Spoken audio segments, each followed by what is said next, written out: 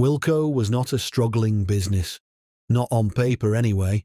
For most of its 93 years, it was a British retail institution, founded in 1930 by James Wilkinson in a single shop in Leicester. Household goods, cleaning products, the kind of stuff everyone needs and nobody wants to pay much for. A family business, still run by the family, right up until the end. The end came in August 2023. 400 stores, 12,500 employees. Gone. Here is what the accounts were saying in the years before that. Revenue was declining. Not catastrophically. This wasn't a sudden cliff edge. It was a slow grind. From around £1.4 billion at the peak, drifting down year on year. Margins tightening. Costs rising. Energy bills, wages, inflation, all moving in the wrong direction. Operating profit was going the same way. By 2022, the business was barely breaking, even on its core operations.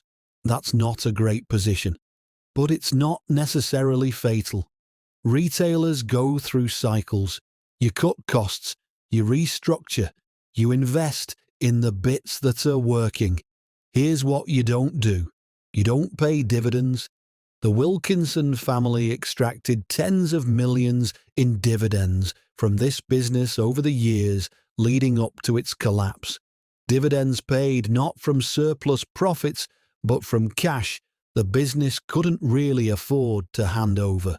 This is Red Flag 9 from our free guide, link in the description.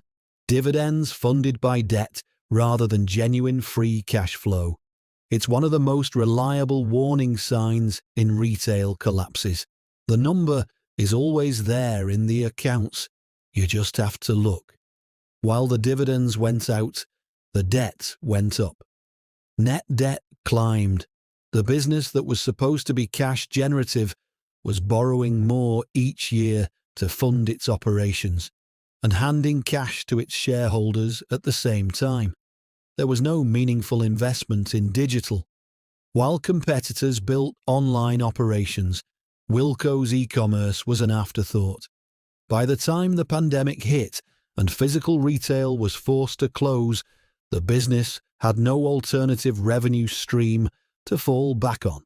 That hurt it badly, and it never really recovered. By 2023, the options had run out. PwC were appointed administrators in August. A rescue deal for the whole business couldn't be found. Nobody was willing to take on 400 stores with the lease liabilities attached. The range bought 51 stores and saved around 4,000 jobs. The other 350 stores closed. Roughly 8,500 people lost their jobs permanently.